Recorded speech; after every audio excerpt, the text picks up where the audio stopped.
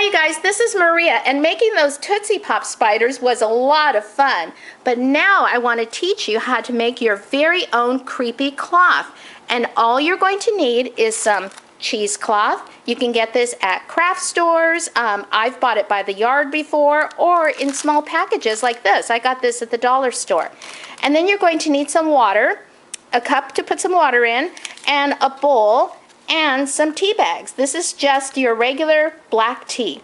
Okay, so let's get started. Okay, so the first thing I need to do is heat up this water, okay? I'm gonna use the microwave, but you can also use a tea kettle or a small pot.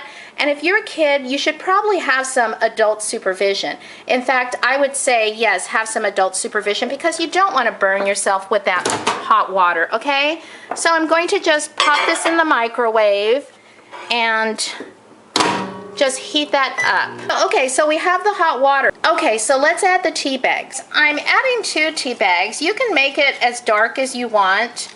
And so I thought, let's just do 2. Now this water is really hot, so I'm gonna be very careful, okay? And so just let your tea bag seep maybe for about a minute or 2. Okay, that's been sitting for a while, and you might want to let it cool off too. Since I'm only going to make a little bit of creepy cloth right now, I'm going to use this small bowl.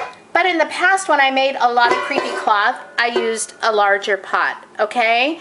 And so it just depends how much you're going to make. So I'm going to go ahead and pour this into this bowl very carefully. Mine is still hot, and I put a paper towel because I know it's going to spill. But so, okay, so there it goes. And maybe I only need about that much. Okay, so basically it's acting as a dye. So I'm going to get the cheesecloth out. I'm going to unwrap this and dip it in there. Okay, I didn't realize how much was actually in the bag. It says 2 square yards. So, but let's go ahead and try this little bowl. If not, I'll have to use the larger pot. Remember to let the tea cool. And you can see it just soaks it right up. And you can see it's already changing color. So you know what? I'm going to go ahead and add a little bit more of the tea in here. Okay. And so I'm just going to let it sit there for a little bit. Okay, you might want to use a spoon also. I didn't think about that before. See how easy it is?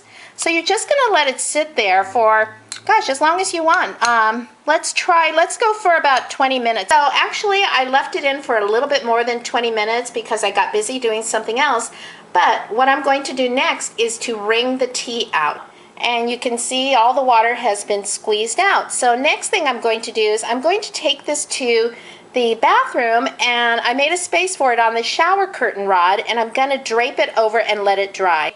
Okay, so we're in the rubber ducky bathroom. You can see all the rubber ducks here on the shower curtain. I just hung it over the rod up here. And so, but anyways, you can see you can hang it over anything. You could hang it outside. It would probably dry a little faster. Or you can drape it outside over a chair. And that's what I've done here. You can see there's a breeze, so it should dry really fast. Okay, so this is what your creepy cloth is going to look like once it's dried. And so if you want to make it a little darker, just make your tea a little stronger. So the next step is really super simple, and it's actually kind of fun. So you're going to take your cloth like this, okay, and you're just going to start to pull, and it comes apart really easy, and you're just going to start to put tears in it, just like that, okay?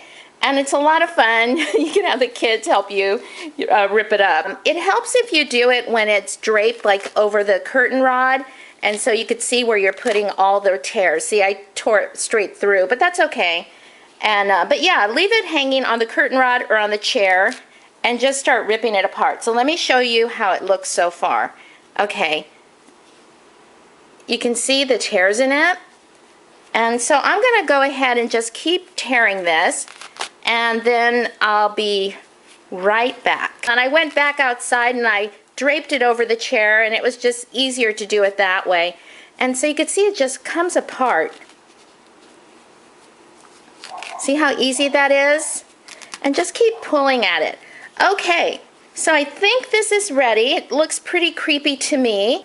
So you can drape this over furniture, over pictures on your wall, in doorways, on tables. You can just about put it anywhere. I've even put it outside on our porch, and it makes things look creepier.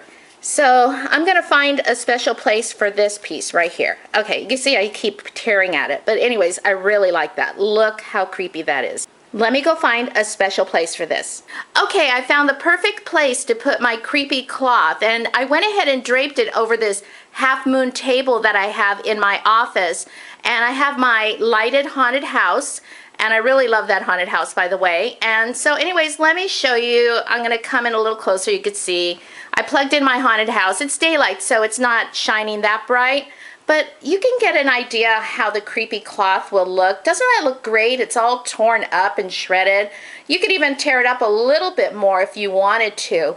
So anyways, I hope you'll have fun making your own creepy cloth. And like I mentioned, sure, you can buy it already pre-made, but you know, it's kind of fun to do it yourself and to rip it up yourself. The kids will love helping you rip it to shreds. Okay, well, thanks for watching and happy Halloween.